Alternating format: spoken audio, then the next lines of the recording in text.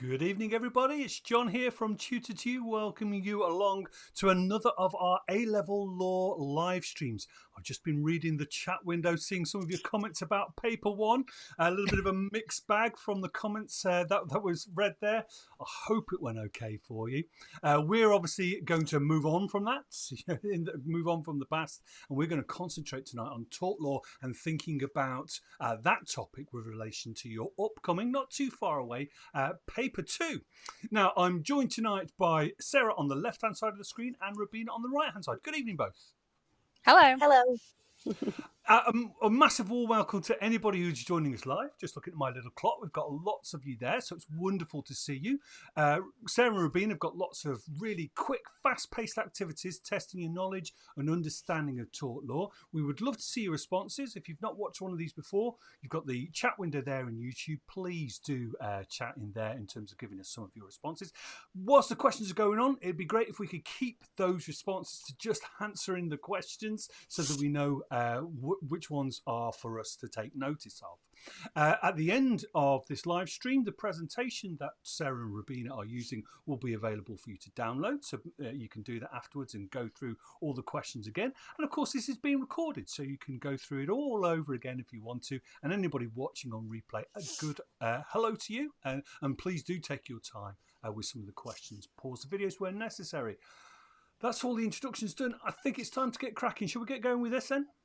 Wonderful. Yep, Here we go then.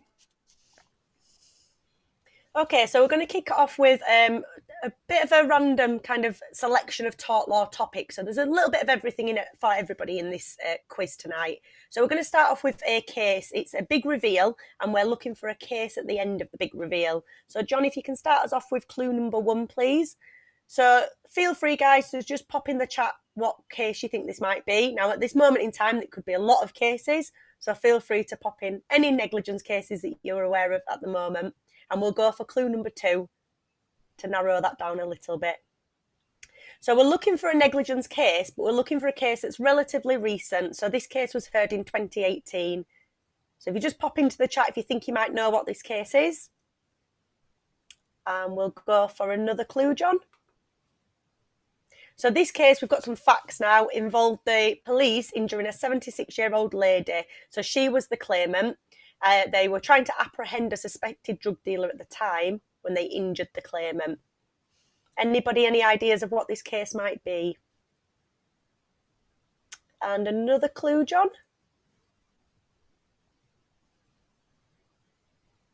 So again, a little bit more context to the case here, and we're getting quite a few in the chat at the moment. The police owed the claimant a duty of care to not cause her harm from their own actions. So the courts decided in this case that the police were not exempt from claims in negligence. There was a previous case of Hill versus Chief Constable of West Yorkshire Police that suggested police may be exempt from claims, but this case clarified the law and stated that the police were not exempt. So we've got quite a few coming through now, and we'll go for that final clue, please, John. So the outcome was that the Supreme Court made it very clear if there is an existing duty of care or an analogous one, which means something that's similar to an existing duty of care, then these should be applied first. And the older principles that came under the case of Caparo from 1990 should only now be used in novel cases. So I can see the correct answer a couple of times in that chat. So if we go on to reveal that, please, John. It is, of course, the Robinson case. And Robinson is key now for duty of care in negligence. So if you get a duty of care question next week or a negligence question next week, a week after, apologies, then you would be looking to include that key case of Robinson.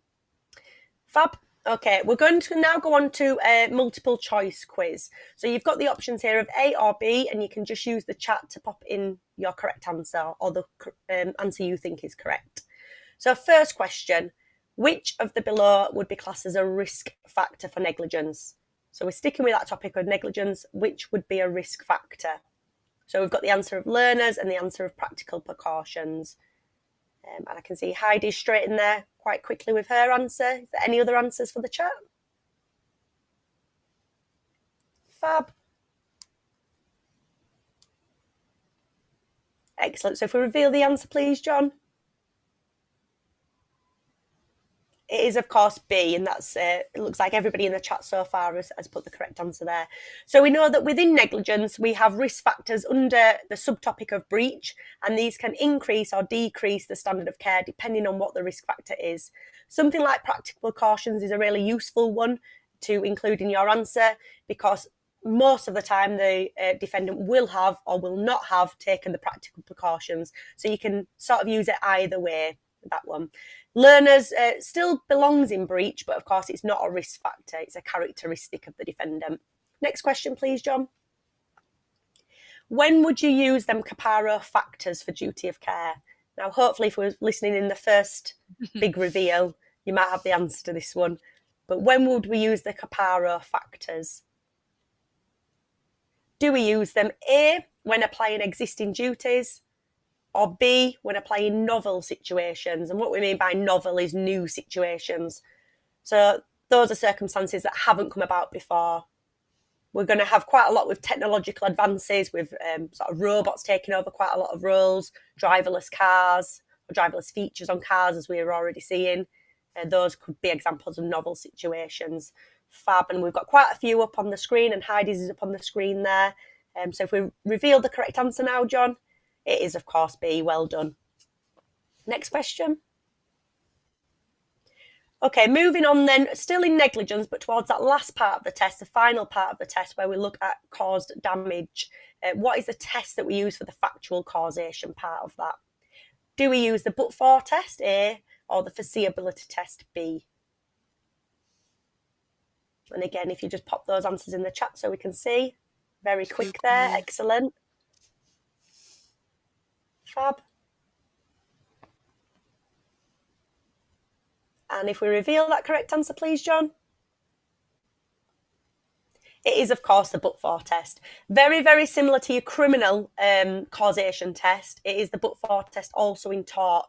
Just make sure that when you're defining the but-for test in tort, that you do use the correct cases for tort law. We do often see those criminal cases such being used in the tort law exam, but they wouldn't be credited. Just make sure that you stick to the tort cases. Barnet and Chelsea and Kensington hospitals is a great case for the but-for test in tort law. Next question, please.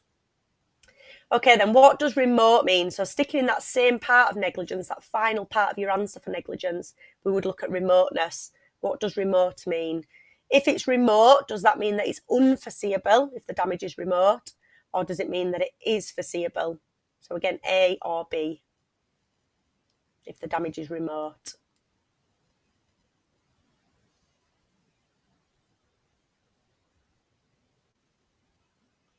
Fab. Quite a lot of answers. Looking like we're getting quite a lot of correct answers as well. If you reveal that one for us, John.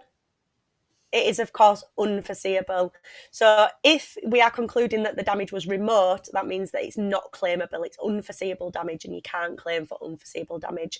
The Wagamam case, which I'm sure you will have come across in your studies, is a great case to highlight that. In that case, we had two types of damage. We had some oil damage and some fire damage. The fire damage in that particular case was classed as too remote. Fab. On to the next quiz then. This time we have a 2-minute quiz and it's a 3, 2, 1. So the way in which this works is for the 3, we're looking for 3 answers to that area. So in this particular one, we're looking at occupiers liability now. So we want 3 types of lawful visitors in the chat, please. So what types of lawful visitors might you come across in your answer? There's actually quite a lot of potential answers to this one, but if you can try and narrow it down to 3. 2 types of premises or examples of premises that you might come across in a scenario, and then 1 defence for occupiers liability. So if you can just use the chat, we'll give you a little bit longer for this one with it being a little bit wider in terms of the answers. So you've got 2 minutes, off you go, pop them in the chat. 5, 4, 3, 2, 1. Very quick idea, fab.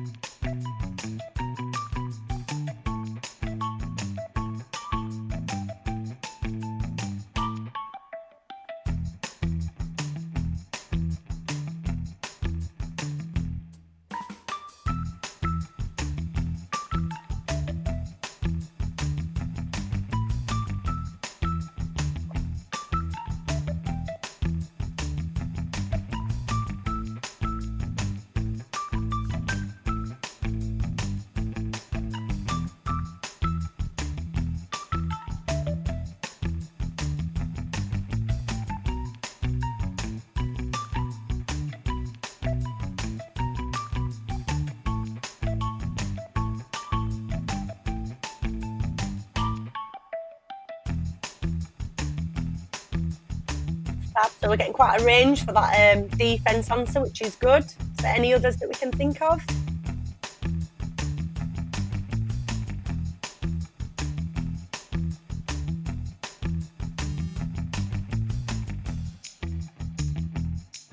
Five, Fab, excellent, 4, yeah. 3, 2, 1. Excellent. So lots and lots of knowledge coming through there. And that was a little bit of a bulkier question, but thank you very much for those contributions. So John, if you want to reveal the answers, please.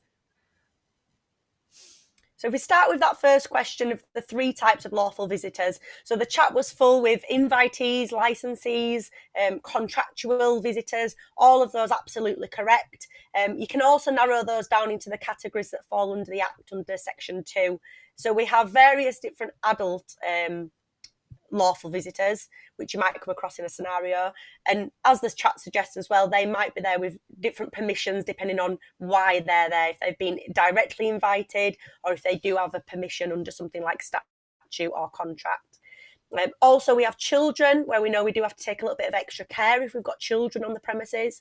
But there's also some further rules on children, such as the rules on allurements and what we must do to protect against allurements, and also rules around parents, particularly when you've got quite young children and where parents have to take some responsibility. We also have workers or tradesmen who are also lawful visitors. But again, we know that there's slightly different rules around those, because in those cases, they should guard against their own risks as well. So, for instance, if you invite an electrician onto your property, they should, of course, take risks to guard against getting electrocuted, for instance. Fab. So, secondly, then, we were looking at 2 examples of premises. And again, the chat was full with lots of different types. We've got that definition of a fixed or movable structure from Heidi. Absolutely correct. The Act talks about a fixed or movable structure, which really covers everything. I think it's very, very wide, is premises. We've selected house and field, for example. It doesn't have to have windows and a door and a roof to be a premises. It is very, very wide. We've also got in the chat ship, lifts, vehicles. We know there's various different cases that have confirmed they would all be premises. And then finally, the defences. And again, the chat got the 3 key defences for occupiers liability that we look at. We chose warning notice just because it's the one that's quite specific to occupiers liability, where we've got an effective warning notice. You can remove or absolve liability. But of course, there is still contributory negligence, which applies across the board to torts, that partial defence, and volenti, the defence of consent, which again applies across the board to torts. So well done, some fantastic knowledge on tort law. I'll pass to Rubina now for the next activity. Thank you, Sarah. Right, so we've got some scenarios now just to try and help with this application skill that you're going to need to do in the exam. Try to make it easy by sort of labelling each scenario a letter, so you can see A, B, C, D, E, F. So you've got quite a few people there. It's asking you which one or ones of the people here will be considered a lawful visitor. So just going back to what Sarah was saying, you know, lawful visitors who might have contractual rights in. So can you just bob into the chat, out of the 6 options, which ones you think would be considered lawful visitors? And you can just bob the letter rather than having to sort of type names. So I'll give you a minute or 2 to read those and pop those through. Thanks, Rubina. Just while people are popping their answers into the chat window, Rubina, a little bit of distortion on your mic if you're able to. Is that better if I moved it up? You've still got a little bit of distortion, a bit of just while people are, if you start putting your answers in, guys, while we're just having a look at Rubina's mic for a second, maybe worth unplugging and plugging back in if that's possible. Do keep coming with those answers. So we're looking for any lawful visitors, aren't we? So if you just put in A, B, C, D, E, or F, any of those that you would believe would be lawful. That sounds better. Just go again, Rubina, for us. I've popped it into a different USB. Yeah, I've popped it into another USB. Sounds brilliant. You're perfect. On. Wonderful. Sorry, everyone. Technology's failing. Well, we've got a good answer from Matthew so far. Yeah, we'll get some more in the chat. Yeah. Thank you for pointing that out as well, whoever it was.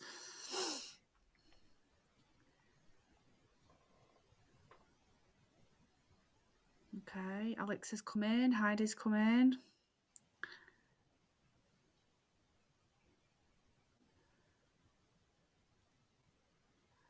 Okay, I'll give you another sort of 10 seconds to get any more in, if you can see.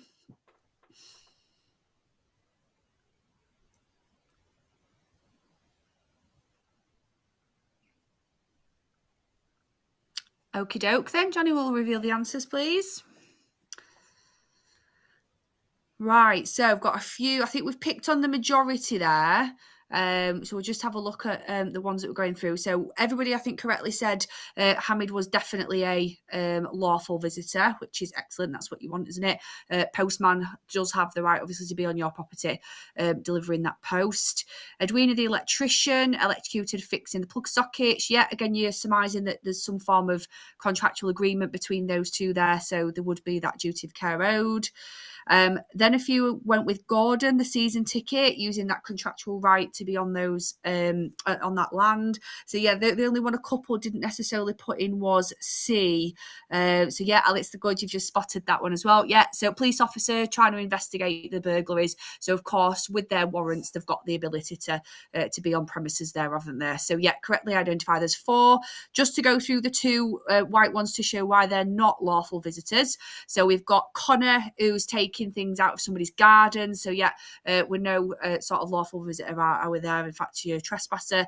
And then Mo falling through the lot of floorboards when she's stealing from the farm. So again, trespassing on the land. So therefore, if she were to claim, it would have to be, or he were to claim, it would have to be under an 84 criteria. So yeah, well done everybody for that. Got probably 3 of the main 4, with Alex just picking on that last one at the end.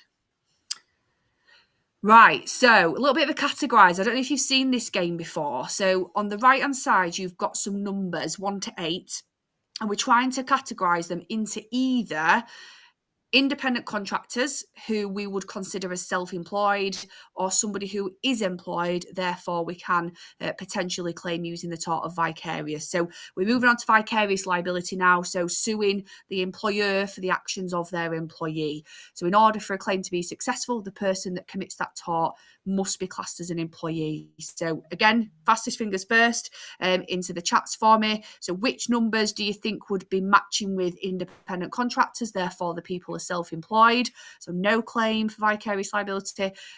Which of the numbers would represent somebody who is employed, and therefore we could potentially claim using the route of vicarious? Off you go.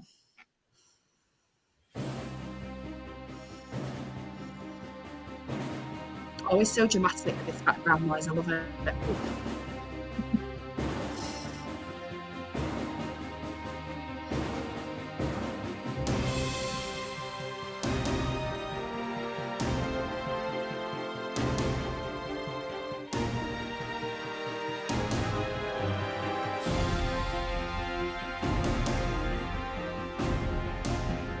So which numbers employed, which numbers independent? A few coming in.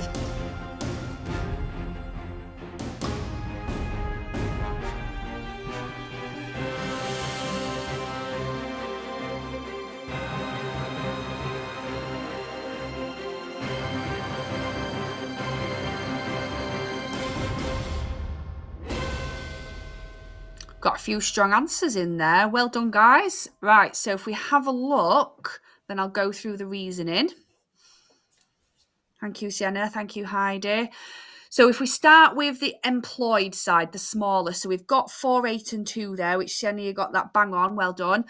So somebody that's employed, then deductions taken off their wages. So yeah, anything like your tax, your national insurance, your pension, student loan criteria, that'll be taken off at source. If you're given uniform or equipment, again, that's usually a tell sign that you are somebody who would be employed. And you've signed a contract with specific hours that you're going to work. So like me and Sarah, for example, as teachers, you would then be therefore showing as employed. Oh, Alex has just come in, thank you.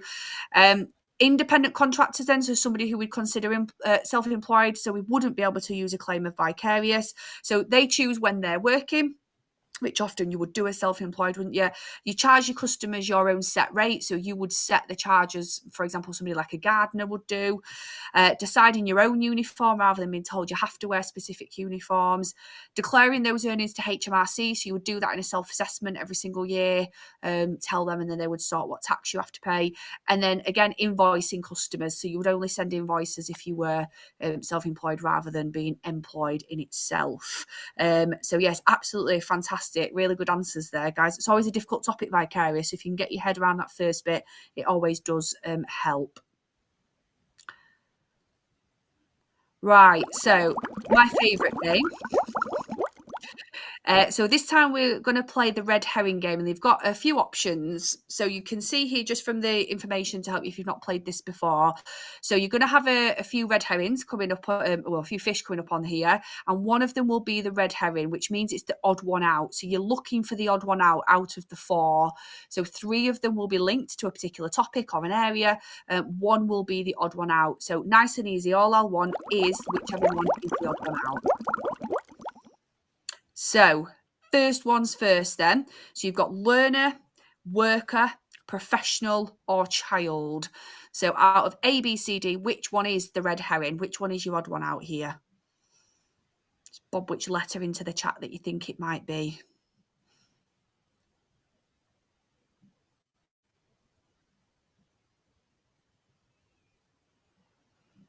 So Matthew's coming in already. Let's wait a little bit for a couple more. It can be quite helpful on this game as well, I find, if you just pop in Y as well, because sometimes there can be more than one correct answer. Mm-hmm. Yeah. So you might decide something different in the chat, but pop Y.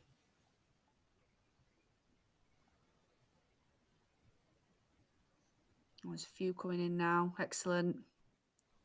Okay, Johnny, if you want to reveal for me. So well done. Majority of you got that there. So worker was the red herring. And the reason why professional, learner and child are the three characteristics that you would use when helping to decide if there's a breach of duty and negligence, whereas worker would not be relevant in that situation. So well done if you managed to spot that. That was your first one. Yeah, so we'll pop into the next one now. So again, just the letter of the one that you think is the odd one out. So you've got A, control, B, integration, C, akin to employment, or D, economic reality, sometimes known as multiple factors, D. So again, give you sort of a minute. 3 of them are really closely connected for something. 1 will be your red herring. Which one and why?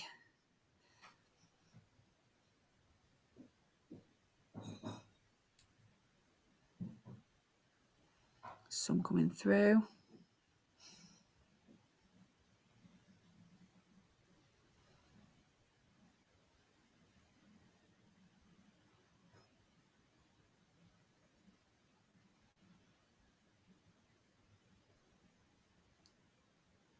Okay, we'll pop that one through. Thank you, Johnny.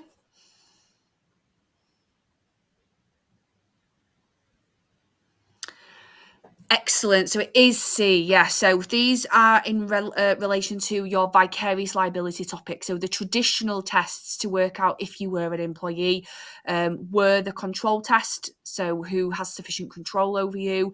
The integration test, whether the work that you're completing is integral for the business, is really, really important for the business to work. And then the economic reality test, or you might have heard of it, is the multiple factor test, looking at multiple factors such as your deductions, etc. The akin to employment test is the red herring, because that is now the new modern test to work out if you are going to be considered either an employee or somebody akin to employment, somebody similar to employment, using the criteria given by Lord Phillips in the Christian Brothers case. So yeah, correct, it is the akin to employment test there.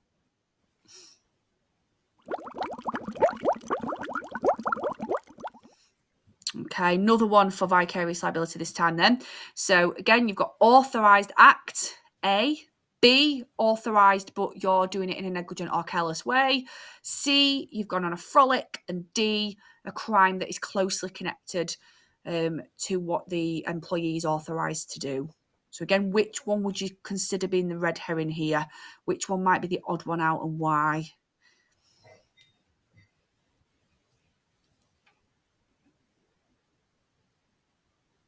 Think about things you can claim for, things you can't claim for.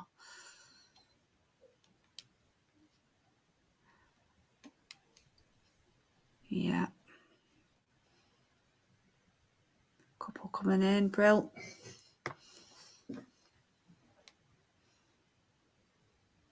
Okay, we'll go for that one. Thank you, Johnny. And yeah, correct. Well done for that one. So frolic is the odd one out there. So A, B and D are all things that would be considered in the course of employment. So authorised that if you've done something that you're allowed to do, then that would be considered during the course of employment. B, authorised that, but you've done it negligently. So you're allowed to do it, but actually you've done a bit of a bad job as how you've done that. Again, that would be considered during the course of a criminal act that's closely connected. Again, definitely would work. And then lastly, C is the one which is the odd one out, isn't it? With it, the fact it's a frolic. You're going off and doing your own thing. So well done for that one. Again, quite a tough one with it being on vicarious.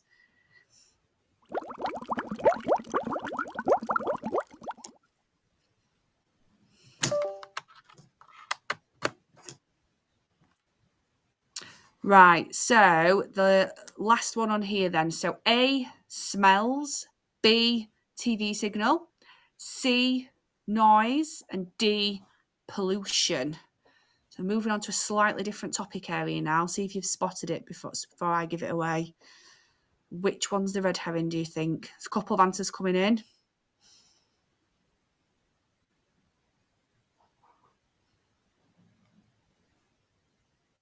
Okie doke, we'll go through that one. Thank you, guys. Sienna's in, Matthew's in, Lily's in. Yeah, HC, you've got that correct there. Yep, Johnny, we'll go through it, please. And it is, well done. Really good key thing to be aware of there in case it pops up in a scenario. So yeah, smells, noise and pollution are all things that would be considered an actionable nuisance, so something you would be able to claim private nuisance for potentially. Whereas, TV signal after the case of Hunter and Canary Wharf made really clear, wasn't it, that it wasn't an indirect interference, so not something that you would be able to claim through there. So yeah, well done. Just nuisance rather than Rylands though. Okay, so the last main game then this evening is just a selection of true and false. So again, will be nice and easy. You can bob true or false in there or T and F if it's a little bit quicker for you on the chat. So we've just got a few questions that we are asking on here. So mainly to do with Rylands, this first one. So if the thing naturally occurs on land, it cannot be claimed for under Rylands and Fletcher. So is that true or false? So if the thing that we're talking about naturally occurred on land rather than being accumulated, is that something that we can claim for using Rylands and Fletcher? True or false? Pop it in. Matthew's in there straight away. Another 30 seconds, everybody get themselves in. Alex is in.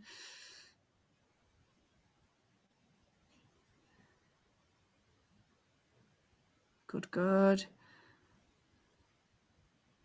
Okay, we'll pop in, thank you. So yeah, well done. It is true, isn't it? Yeah, Giles and Walker gave us the precedent for that situation. So it does have to be something that you have brought and accumulated on the land. If it is simply there naturally, like the weeds and thistles in Giles, then it isn't something that we can claim for, is it? Well done. Secondly, for Rylands, Fletcher, true or false, then the use of land must be considered a natural use of land. So is that true or is that false? Use of land must be considered natural.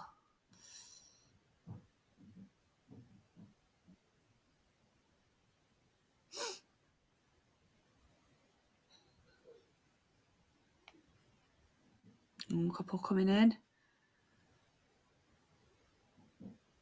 Yeah, we'll pop on then. Thank you. So yeah, correct. Well done. You're on it. Well prepared for this exam. So yeah, the use of land can't be natural, can it? It has to be an unusual and extraordinary use of land for you to be able to claim after the precedent of Transco. So then the thing must stay on the land. So if the thing were to move, if it were to escape, then we would not allow a claim under Rylands and Fletcher. Again, is that true or is that false?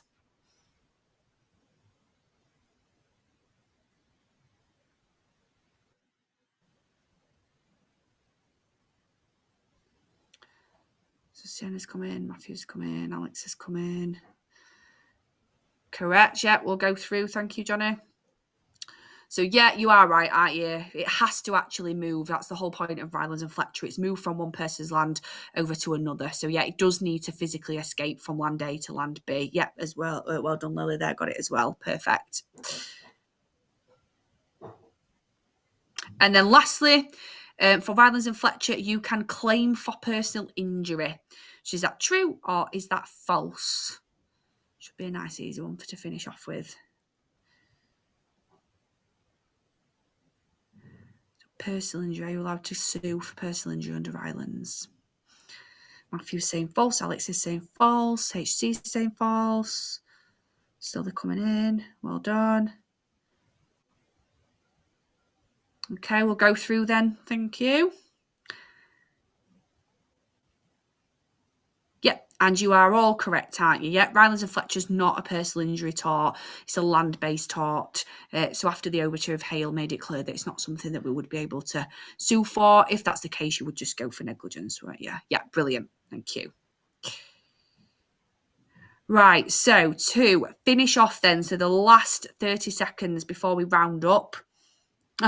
So I wondered what you'd done there, Johnny. So the last 30 seconds, it asks you how many tort cases can you remember? So obviously me and Sarah have been mentioning cases as we've been going through, just to give you an idea of what cases would work quite well with questions there. So if you can bob as many as you can think of now, you've got 30 seconds from the timer starting, and it can be anything.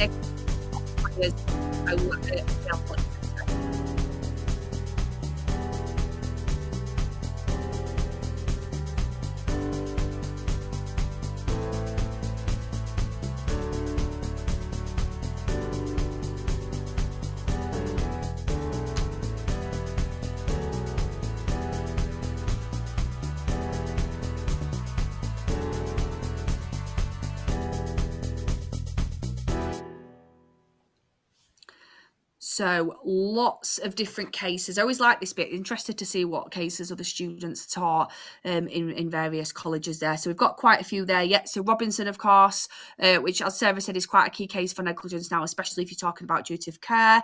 Borhill and Young, would be relevant if you were linking in Caparo and the factors that you would use there for negligence. Excellent. Got a couple of minutes left for any more before we run out of time. Any other cases, any occupiers cases, Vicarious, anything for private or Rylands?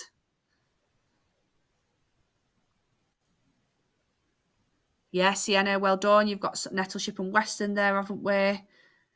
We've got some psychiatric harm popping up there from HC. Excellent.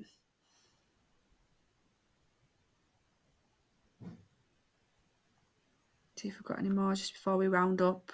Apologies, I know we've gone over.